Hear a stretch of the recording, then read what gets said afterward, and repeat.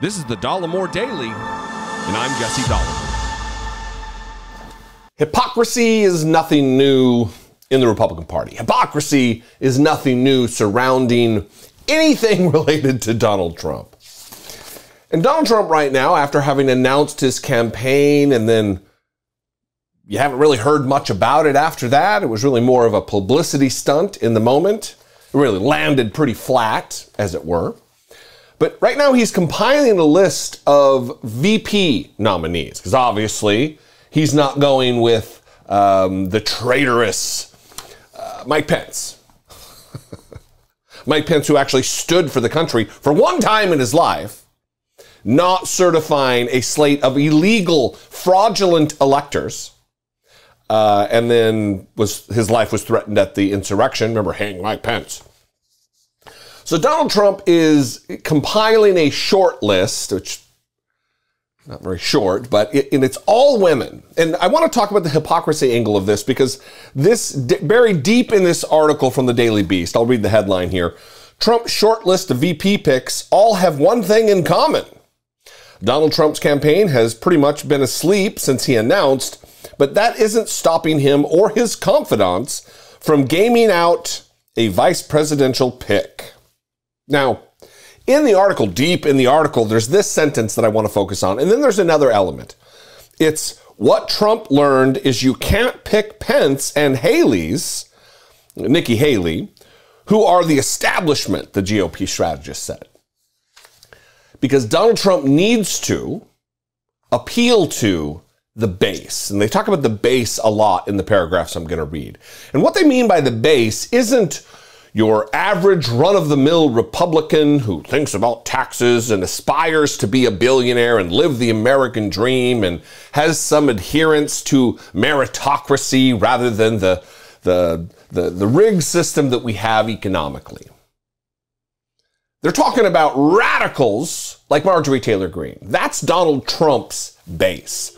Regular Republicans, they'll vote for him and they're loyal to him, but they're not fervent like the base, like QAnon idiots, the where we go one, we go all morons. And then the other element that I want to talk about here very briefly is, remember when Ketanji Brown Jackson was being nominated to the Supreme Court of the United States by Joe Biden? And everybody, Tucker Carlson and Ben Shapiro, were like, why can't we just pick the most qualified person? Why does it have to be a woman? They're just going to pick a black woman because it ticks off a mark. It fills a box. It has nothing to do with them being qualified. Remember all of that? And now Donald Trump is only considering women to be his vice president. But it's crickets from the peanut gallery of Republicans. No one's saying, well, why does it have to be a woman? Why can't we just pick the most qualified person to be vice president? No one says that. Because they're liars and they're hypocrites. And they don't apply one standard to Democrats, that they don't apply that standard to themselves that they apply to everyone else. Anyway, I'm going to read from this article here. While the former president's campaign has yet to make many hires in early primary states, or even leave the state of Florida to do any actual campaigning, Trump and his inner circle have been tossing around names for an entirely premature Veep stakes, according to two sources that have spoken to Trump, as well as a GOP strategist familiar with the conversations. Now, if you're familiar with presidential politics at all, obviously a campaign is going to be out there looking for a vice president, someone to match in the campaign on the ticket. You want them to have strengths that the primary candidate doesn't have. But this is very early. This is before he's even won a single primary state looking for a running mate. It's all unorthodox, to say the least. And the one common thread among Trump's imagined running mates, they're all women. So Donald Trump, if we apply conservative Republican logic, he's not looking for the most qualified, he just needs a lady on the ticket. It's not the case. I mean, none of these people are qualified to be vice president of the United States, and by virtue of that, by extension of that, president of the United States.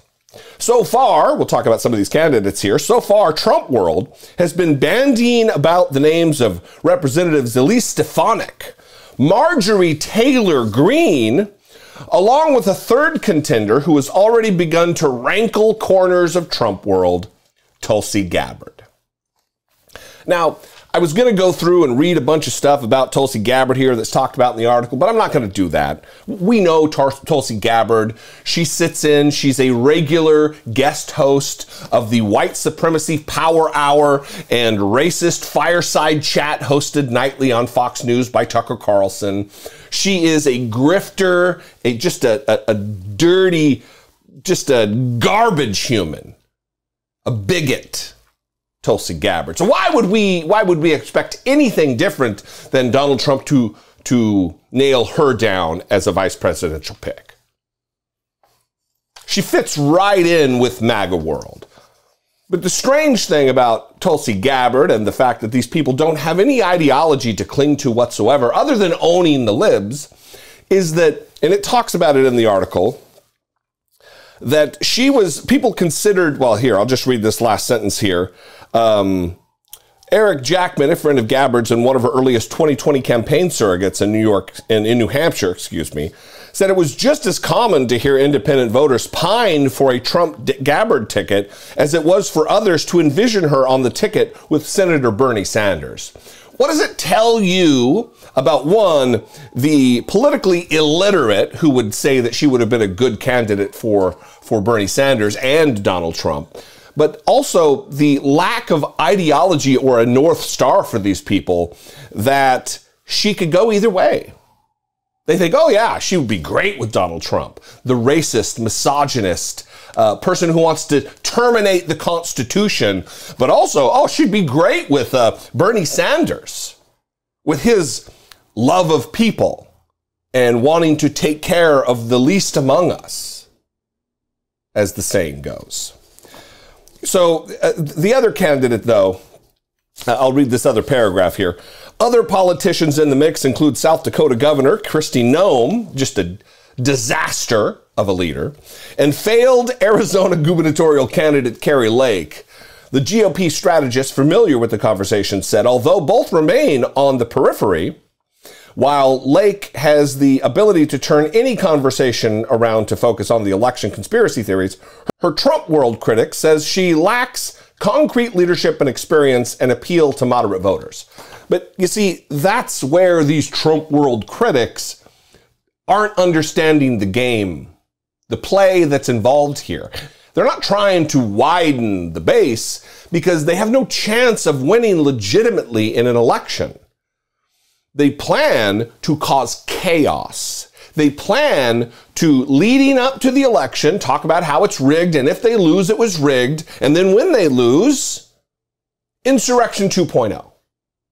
They convince the base, the low information, low education, simpletons, that the election was rigged. They're taking your country away. When they attack us, they attack you. All of these nonsense tropes.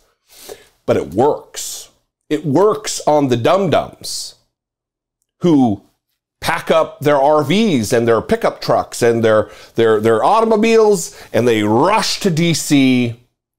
to take part in a rally, to construct a hangman's gallows on the lawn of the Capitol and scream, "Hang Mike Pence," in support of Donald Trump.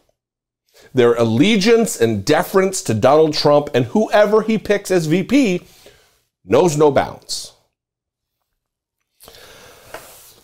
So it is insane, the list of potential vice presidential candidates, which only communicates that the campaign will be off the charts. If you thought a 2016 Trump was a loose cannon, and then subsequently you thought the 2020 Trump campaign was bleh, just wait until a 2024 campaign with whatever nutter he puts as VP. I mean, listen, considering Marjorie Taylor Greene to be a vice presidential nominee just the other day when she's disavowed, I got sucked into some crazy stuff on the internet, y'all.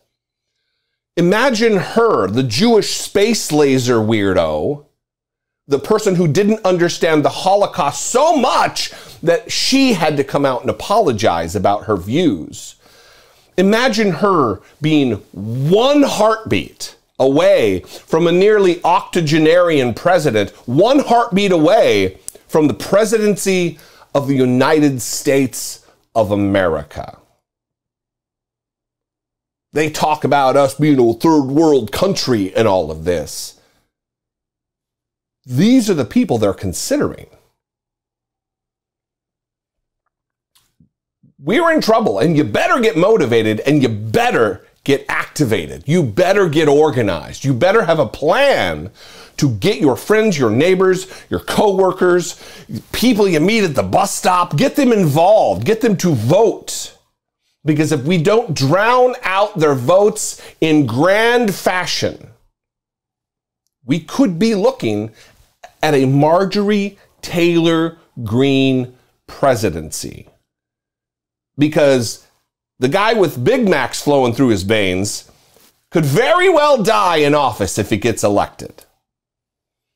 What do you think? I'd love to know. You can call, leave me a brief voicemail,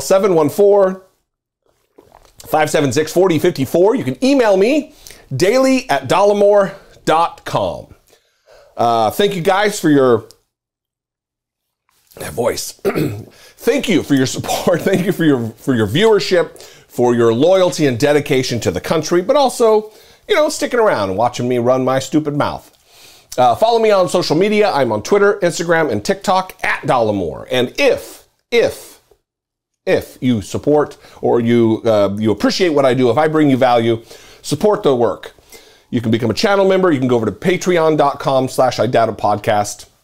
Every little bit goes a long way. Hell, you could buy a t-shirt with a little merch thing below here. I love you guys. I'll see you next time. Until I do, be genuine. Take care of one another.